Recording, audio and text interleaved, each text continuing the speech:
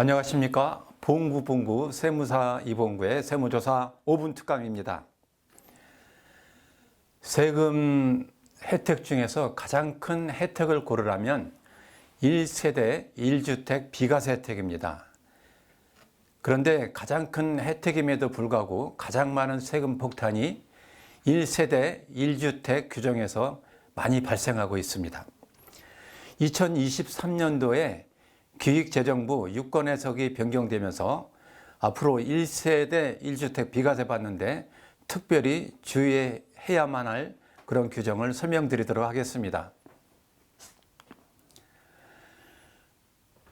자, 긴급 자금이 필요한 이 김 씨가 자신이 살고 있던 주택을 15억 원에 매도하기로 결정을 했습니다. 15억이면 적지 않은 금액임에도 불구하고 김 씨는 1세대 1주택에 해당돼서 양도소득세를 계산해 보니까 2,700만 원 정도가 나온다고 해서 이 정도면 뭐 내 감내할 만하다 해서 양도를 하기로 결정을 했습니다. 그런데 이 매수자가 특별한 요청을 하는 거예요. 주택을 근린생활시설로 용도 변경 좀 해주시겠습니까?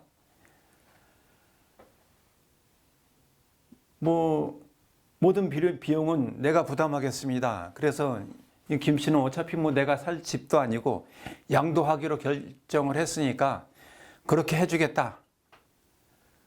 그리고 나서 혹시나 싶어서 세무사한테 양도세 계산이 달라지는지 한번 상담을 해봤습니다. 그랬더니 깜짝 놀랄 얘기를 들은 거죠. 주택을 상가로 용도 변경하면 세금이 무려 6배나 더 나온다는 깜짝 놀랄 만한 얘기를 들은 거죠. 하마터면 상담을 더 받지 않았더라면 이 김 씨는 세금 폭탄을 맞을 뻔했죠.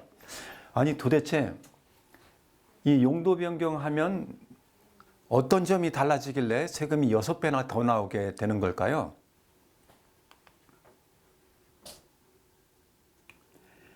그 이유는 2023년도에 10월과 12월에 공포한 기획재정부 유권 해석 때문에 그렇습니다. 자, 종전 규정을 따르면 양도소득세 등 세금과 대출의 판단 기준일을 중요합니다. 계약일로 판단을 했어요. 계약일로. 그런데 이 유권 해석이 변경되면서 지금은 대금을 청산한 날로 변경하게 됐습니다. 자, 그러면 어떤 일이 벌어질까요? 자, 양도 계약 당시에는 이 주택이었습니다. 그런데 대금 청산 당시에 이 매수자의 요청대로 근린생활시설로 용도 변경을 했다면 잔금 청산일로 보면은 근린생활시설이 되는 거죠. 그러면 어떻게 되죠? 이 김 씨는 양도소득세 1세대 1주택 비과세 혜택은 못 받게 됩니다. 왜 그러냐고요? 주택이 아니니까. 1세대 1주택 비과세 규정은 주택일 경우에 적용을 받는데 이 매수자의 요청대로 근린생활시설로 용도 변경을 한다면 이제 더 이상 김 씨가 소유한 이 주택은 주택으로 취급되지 않습니다. 자, 엄청난 일이 벌어지는 거죠. 자, 이 판단 기준일을 종전 계약일에서 대금을 청산한 날로 바꾼 것은 엄청난 결과를 가져옵니다. 또 있습니다. 유권 해석 변경 내용으로 인해서 또 세금 폭탄을 맞을 수도 있는 상황이 또 있는데요. 자, 예를 들어서 한번 설명을 해보겠습니다. 이 씨가 A 오피스텔을 구입을 했습니다. 투자 목적으로요. 그런데 이 본인이 여기에 거주를 안 했어요. 자, 1세대 1주택 비과세 혜택은 요건이 뭐죠? 2년 보유를 하고 양도를 하게 되면 비과세를 해주겠다는 겁니다. 다른 집이 없을 때 1세대 1주택에 해당이 되면. 자, 2년 보유는 했어요. 그런데 이 계약 당시에는 조정지역이 아니었는데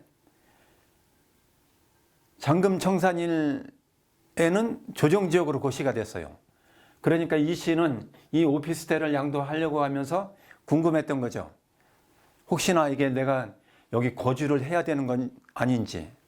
종전 규정에 따르면 계약 당시에 조정 대상 지역이 아니면 거주를 안 해도 비과세를 해줬는데, 자, 유권 해석이 바뀌었습니다.